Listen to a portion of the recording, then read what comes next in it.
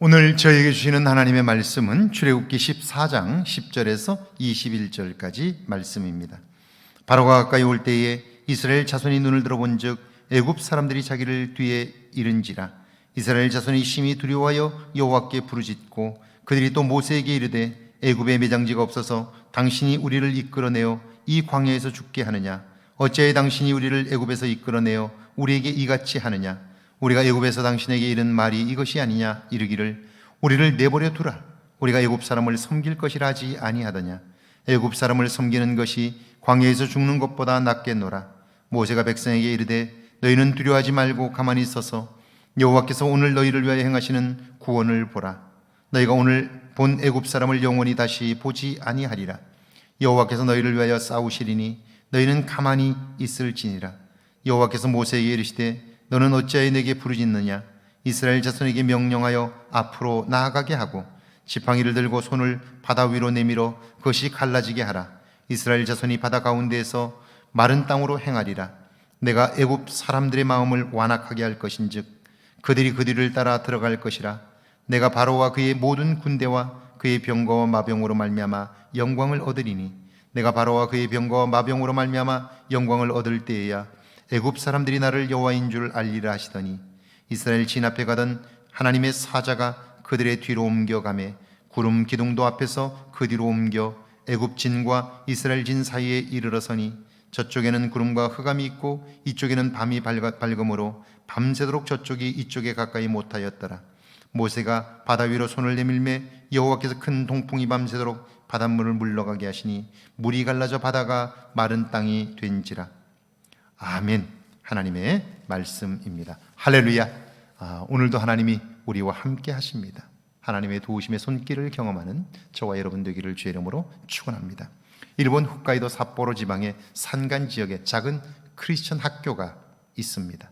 곳에 신실한 선생님이 한 분 계셨는데요, 그분이 100세 생신이 되신 날 저희들이 모여 촛불을 밝히며 생일 잔치를 했어요. 그때 진짜 한 사람이 선생님에게 물어요.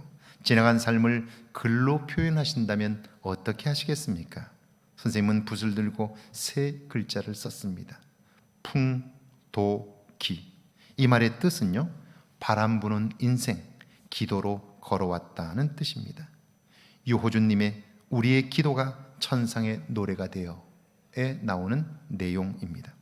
오늘 본문에서 뒤쫓아오는 바로의 군대와 앞을 가로막은 홍해는 이스라엘 백성들이 지금 겪고 있는 현실이고요, 두려움으로 느낄 만한 문제이지요. 자, 그들로서는 앞으로 나아갈 수도 없고 뒤로 갈 수도 없는 여건이 있지요.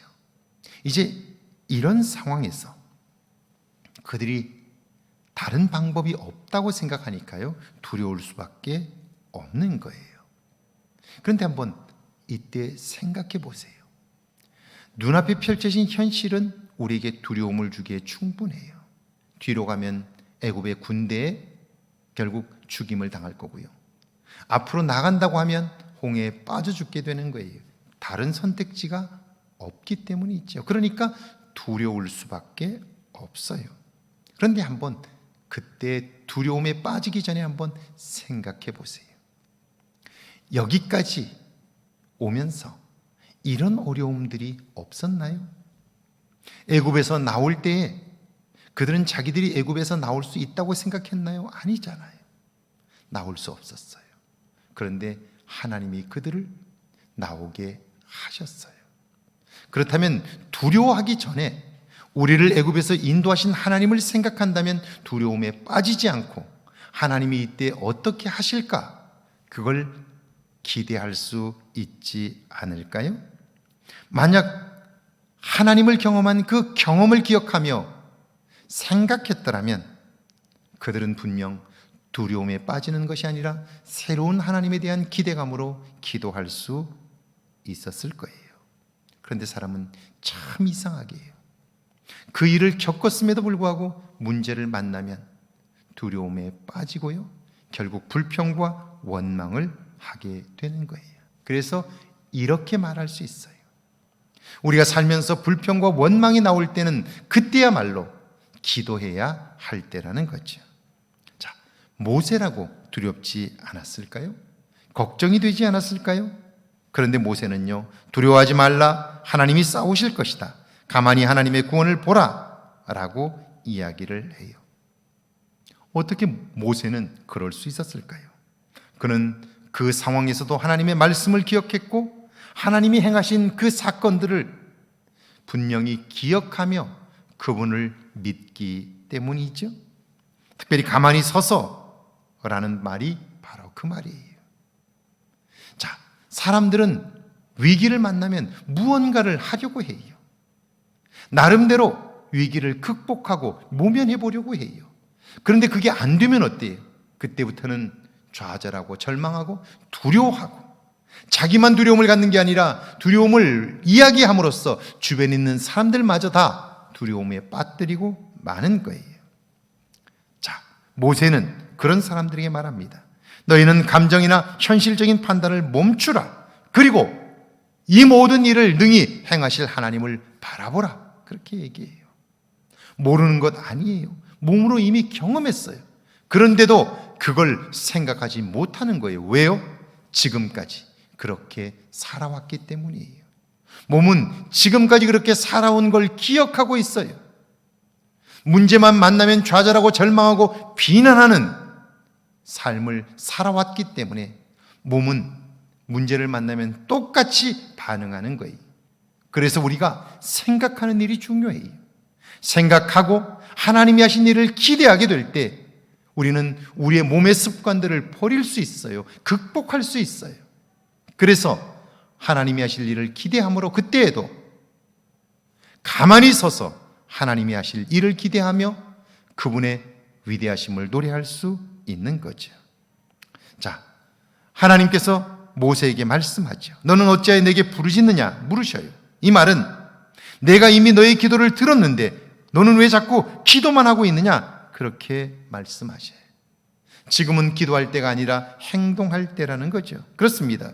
믿음으로 기도하고 확신이 서면 순종하는 거예요. 응답을 받으면 행동해야 하는 거죠.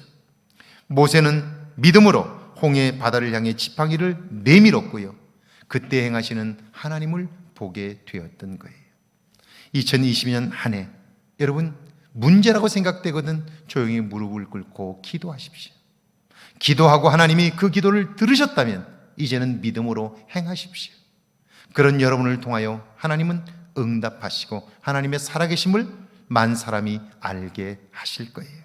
2022년 한 해 한 걸음 더 기도의 자리로 나아가는, 그래서 응답의 사건들을 경험하는 저와 여러분 되기를 주의 이름으로 축원합니다. 함께 기도합니다. 하나님 아버지, 이제는 우리의 몸이 기억하는 두려운 때에도 기도하게 하셔서 두려움을 넉넉히 이기며 하나님의 응답의 손길을 보도록 축복하여 주옵소서.